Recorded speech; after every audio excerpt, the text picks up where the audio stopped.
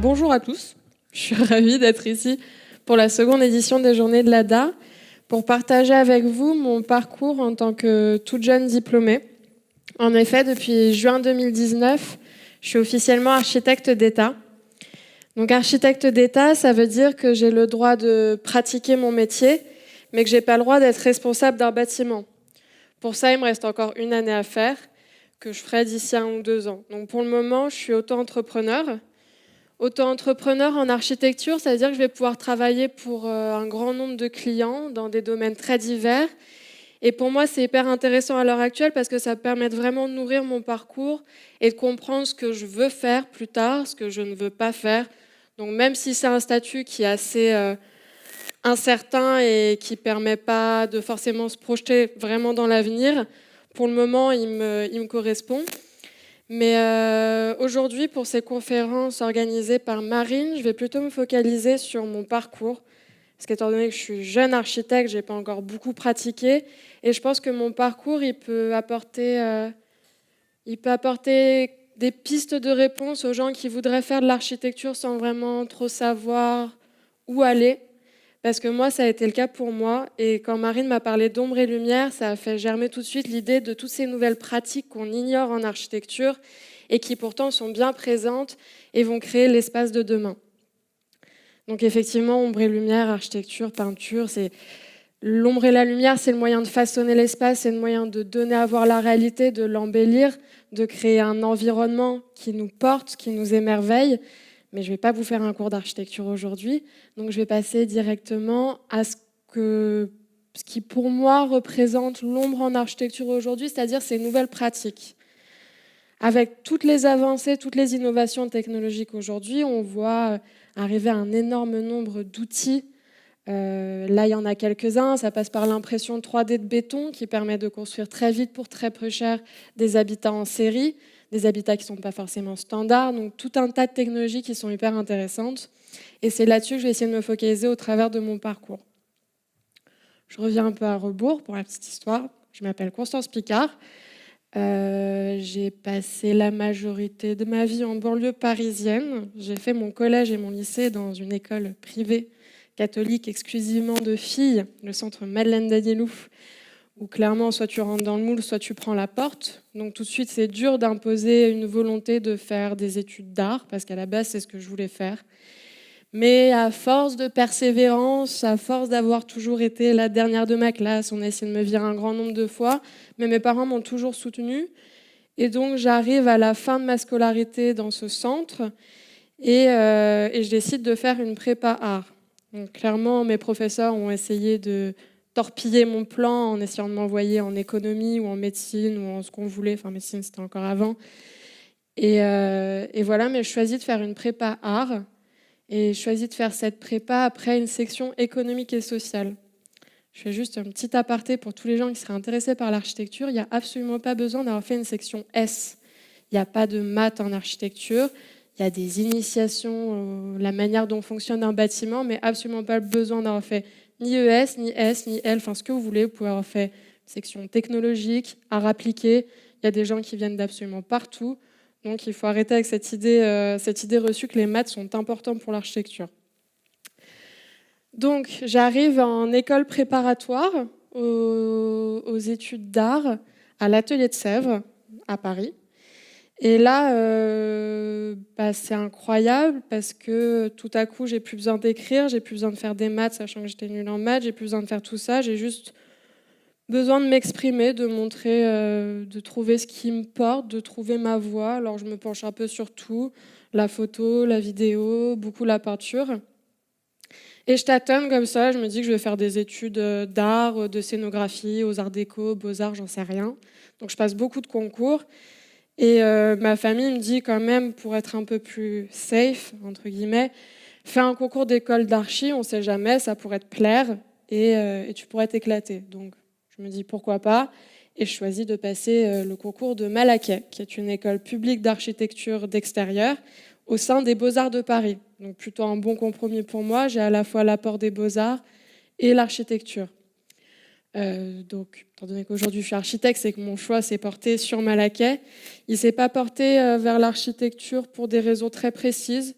peut-être juste au résultat des concours, soudain de se dire pourquoi pas aller là-bas, sachant que les études, c'est pas décisif, on peut changer 40 fois de parcours, et que pour moi, Malaquais, ça allait juste être un premier pas vers une pratique, un métier que je connais pas encore.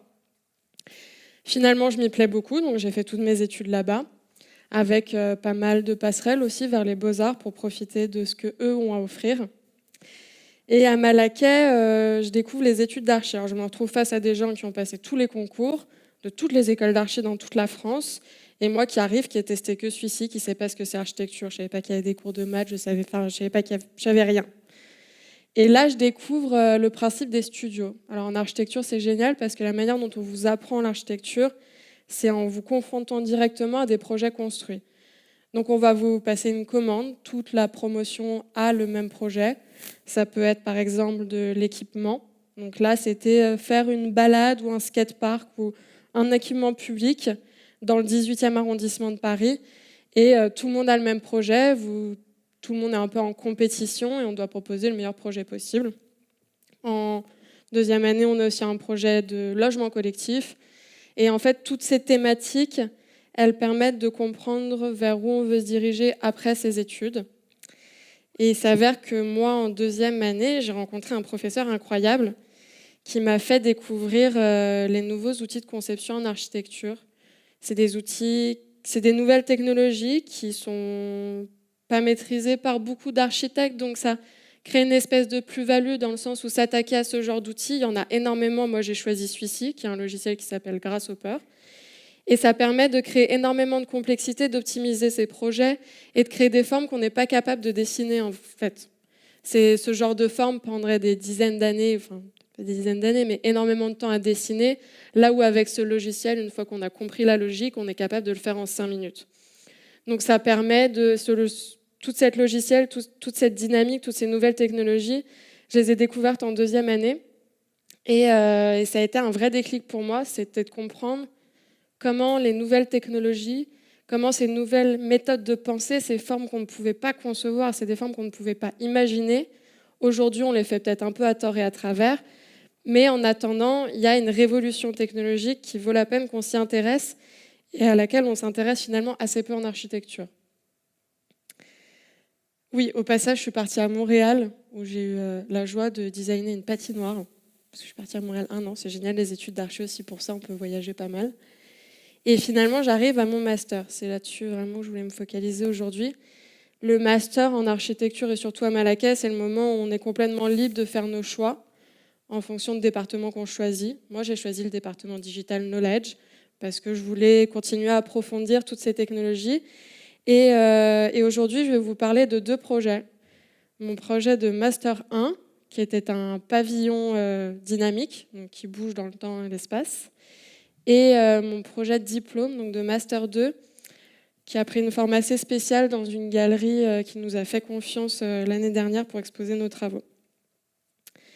Donc il y a 2 ans, je rentre en Master dans ce département Digital Knowledge et on nous propose de participer à un appel à projet de la ville de Paris au sein du parc de la Villette pour créer des pavillons sur la thématique Fabricating Resilience.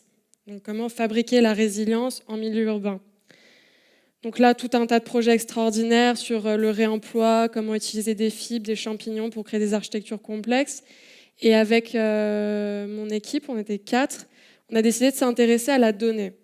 Et ça va être quelque chose sur lequel je travaille encore et qui est resté pendant toutes mes études, la donnée. La donnée, on la produit tous les jours, via nos smartphones, quand on se déplace dans la rue, dans l'environnement public, chez nous. On produit en permanence de la donnée. Et nombre d'entreprises que je finirai par citer parce que je ne vais pas résister, achètent cette donnée, l'utilisent, l'interprètent et la revendent. De la data à acheter, ça coûte quasiment rien.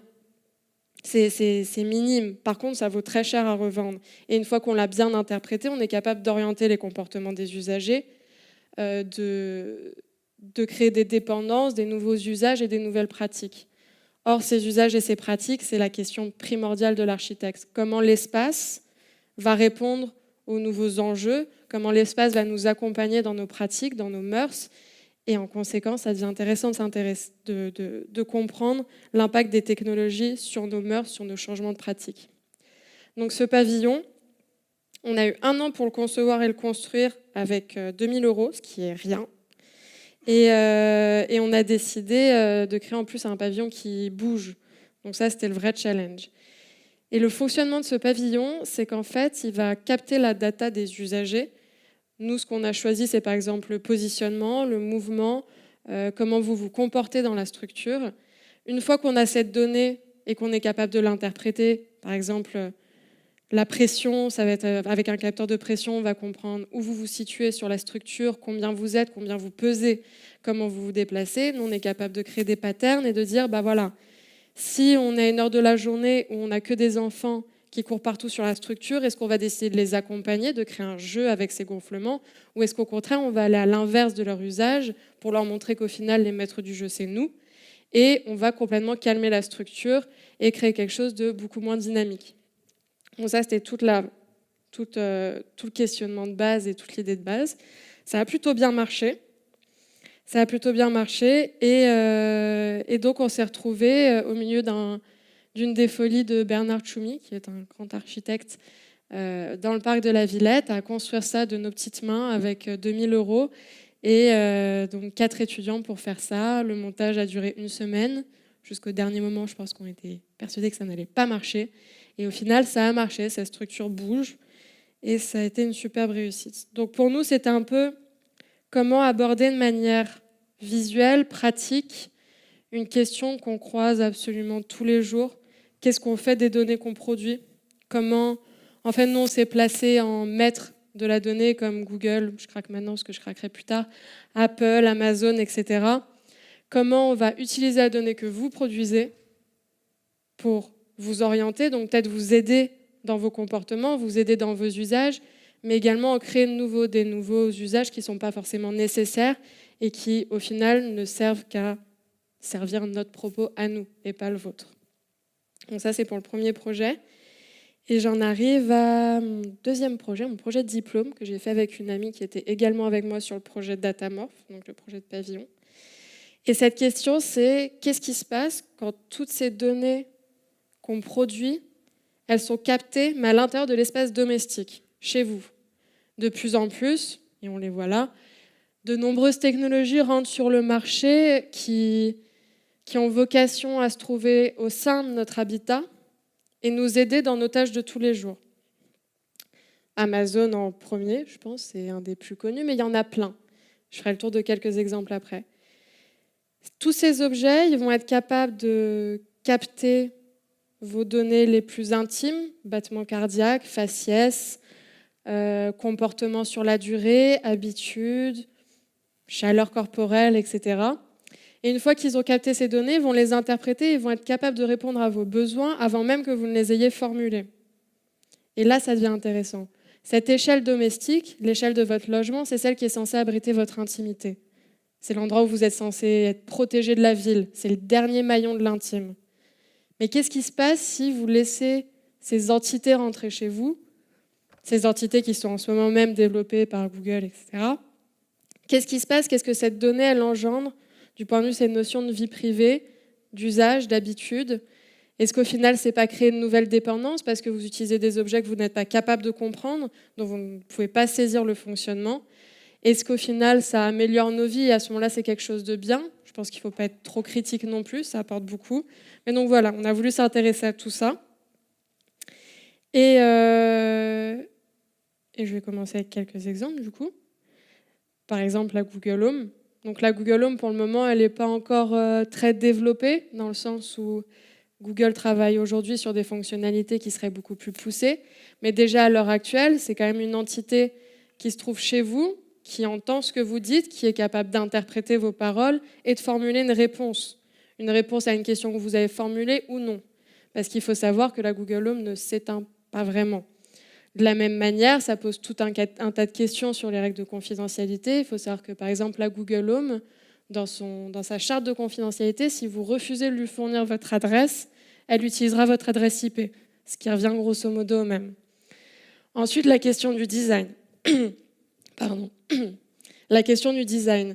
Il faut savoir qu'aujourd'hui, tous les composants électroniques sont tellement miniaturisés Et il n'y a plus besoin de source d'énergie, c'est juste un branchement que cet objet que vous voyez là, en soi, il pourrait être microscopique. Mais on a choisi de lui donner une forme, on a choisi de lui donner une fonction, qui est celle-ci, qui est celle d'un totem au sein de votre logement. Et ça, c'est intéressant parce que ça pose la question de la communication, du branding. C'est-à-dire que cet objet, il va vous aider au quotidien, il va être présent, il va être au centre de l'attention, tout son design est réfléchi. D'une part pour paraître très enfantin, avec des couleurs primaires, une forme qui n'est pas du tout ergonomique, parce qu'il n'y a pas besoin d'être en rapport avec la main de l'homme. Et toute cette question-là, elle vise à faire de cet objet un totem. Un totem qui vous oriente, qui vous épaule, et qui vous dirige aussi. Deuxième exemple, le miroir connecté. Il y a beaucoup de startups en ce moment qui travaillent sur des miroirs connectés. Pour le moment, c'est surtout pour bien vous maquiller devant votre miroir, faire un suivi de votre poids, de votre morphologie, etc. Mais le but de ces miroirs connectés à terme, c'est par exemple d'être capable de déceler chez vous un grain de beauté étrange, de prendre directement rendez-vous chez votre dermatologue parce qu'il y a une urgence. Donc c'est génial comme invention, c'est extraordinaire.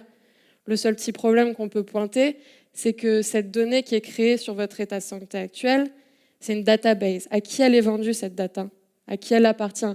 Imaginons que cette entreprise qui vous protège en décelant ce grain de beauté étrange vende également cette data à votre assureur ou à votre banque et que votre prêt est refusé par manque de solvabilité parce que potentiellement vous avez un problème. Ça, c'est toutes les questions qui sont posées par la donnée privée, la donnée intime, celle que vous générez naturellement et qu'on vient capter malgré votre consentement ou non.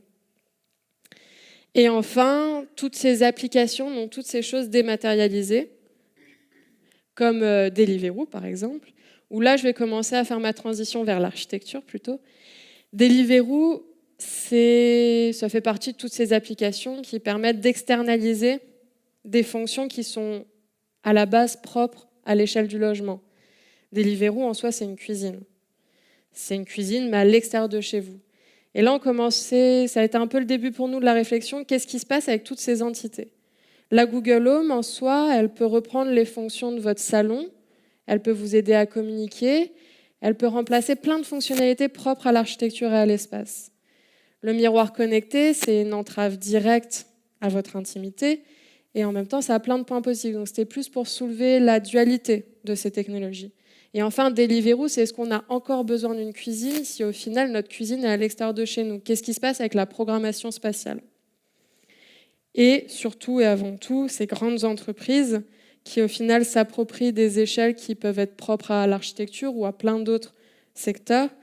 Comment on peut garder notre spécificité en tant qu'architecte face à ce genre d'entité ? J'en arrive à notre projet AtomPage, projet de diplôme. Donc on a eu la chance de se voir confier une carte blanche dans toute une galerie à Paris, ce qui nous a permis d'appuyer plus fortement sur notre propos. Donc AtomPage, c'est un projet qui est assez ironique. On s'est dit, le constat, c'est qu'il y a de plus en plus d'objets qui sont capables de bafouer, entre guillemets, notre intimité, ou tout du moins la manipuler, de créer des nouveaux usages, des usages qui ont un impact direct sur l'architecture. Comment on fait, nous, en tant que petits étudiants, pour se questionner là-dessus et je ne sais pas, comprendre quel impact ça peut avoir, ces énormes entreprises. Et pour ça, on s'est dit que le moyen le plus simple, peut-être, c'était d'en incarner une. Donc on a créé l'entité AtomPage. AtomPage, c'est une multinationale dans 100 ans qui, à l'instar de Google, Amazon ou Apple, a ses propres règles et a ses champs de recherche et d'action dans tous les domaines qui concernent notre quotidien. Donc toute l'échelle du domestique, que ce soit l'objet, l'espace ou l'interface, comme les applications Deliveroo, etc. Donc comme toutes ces grandes entreprises, on a commencé à se dire comment on fait pour créer du projet. Et ça, c'est intéressant parce que ce genre d'entreprise, pour créer du projet, en fait, elle crée de l'aléatoire, elle crée de la contrainte aléatoire. Parce que le but n'est pas de vous aider dans des besoins qui existeraient déjà, mais de créer de nouveaux besoins, de créer une nouvelle dépendance. On s'est dit, OK, on va créer un algorithme. Et cet algorithme, il va croiser de manière complètement aléatoire des pièces propres à l'architecture, donc la cuisine, la chambre, les toilettes, etc.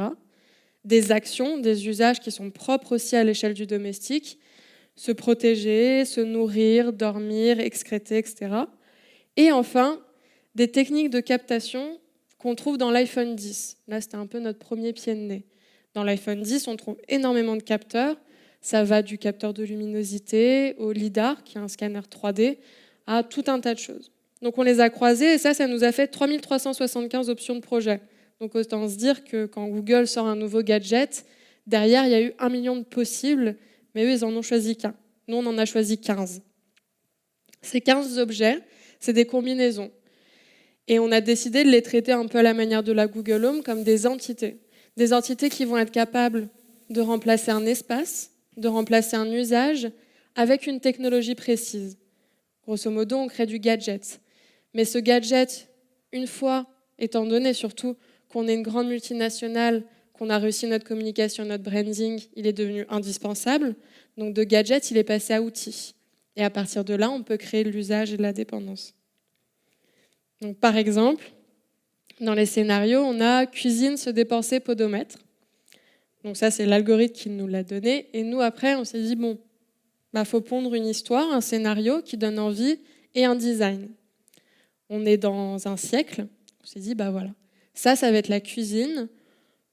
Donc en fait, le podomètre, il va permettre de capter en temps réel les calories que vous avez théoriquement brûlées et ainsi vous fournir la boisson microdosée, un peu type feed ou tout ce genre de choses qu'on voit aujourd'hui, la boisson microdosée qui va vous nourrir parfaitement et vous fournir exactement le bon nombre de nutriments. Et ça devient votre cuisine. Donc plus besoin de murs, plus besoin de four, etc. Vous avez juste besoin de ça. C'est l'efficacité. Ensuite, celle-ci, c'était plus pour les nostalgiques, c'est cave, se déplacer, LiDAR. Là, on s'est dit, cave, aucune raison que ça existe, on produit de la donnée, on n'a plus besoin d'objets. Qu'est-ce qu'on pourrait stocker dans une cave? Il y a quand même l'attachement émotionnel, se déplacer. Nous, on s'est dit que cette entité, elle allait permettre de scanner tous vos objets précieux pour que vous puissiez vous en débarrasser. Et au cas où, si un jour vous avez le besoin de les retrouver, vous pourrez toujours les imprimer en 3D avec une des autres stations qui est ici. Donc ça, c'était pour la dynamique globale. Et après, on s'est posé la question des applications. Parce que les applications, c'est hyper important. Ça permet de complètement délocaliser des programmes. Donc là, à la manière de Deliveroo, un service proposé par AtomPage de livraison de nourriture, de taxi, etc. Et c'est là qu'après, à la fin, on s'est posé la question de qu'est-ce qui reste de l'architecture. Une fois que ces objets ont tout remplacé, qu'ils ont aussi remplacé l'architecte au passage, qu'est-ce qui reste? Est-ce qu'il reste simplement une enveloppe technique conçue par les architectes et à l'intérieur de laquelle on vient accueillir tous ces objets créés par ces grandes entreprises? Qu'est-ce qui reste? Qu'est-ce qui reste à l'architecte? Et comment l'architecte pourrait-il se débrouiller pour reprendre les rênes de ce qui est en train de lui échapper? Et à partir de là, la question reste ouverte. C'était un projet critique et théorique. Nous, notre avis, c'est que l'architecte, il doit s'approprier ces nouvelles technologies. Je pense qu'il y a tellement de chamboulements et puis on ne peut pas se permettre d'être critique parce que ce téléphone qui capte nos données, on l'a tous dans notre poche. Donc à partir de là, nous, on s'est dit il faut l'accepter, entre guillemets, comprendre les outils et se les approprier. Et c'est pour ça que toutes mes études, je les ai beaucoup tournées autour de cette compréhension de ces nouvelles technologies, de ces nouveaux outils et de quelle manière on pouvait les manipuler pour protéger un métier qui est hyper important et qui pourtant se fait légèrement manger par ces grandes entreprises. Et donc voilà, AtomPage, c'était un projet critique pour faire comprendre ça, pour faire comprendre qu'il y a plein de domaines en architecture, qu'il y a des impacts, que tout est très lié. J'ai choisi d'axer ma pratique là-dessus et je continue à l'axer là-dessus théoriquement, mais il y a 1 million de pratiques à avoir. Et voilà, j'ai fait des études d'archi pour ne pas faire d'architecture. Je n'ai pas fait d'architecture pendant mon master, mais j'ai fait des projets passionnants. J'ai quand même construit. Et voilà, c'est pour ouvrir un peu les jeunes esprits à tout ce que ça peut être l'architecture. Merci.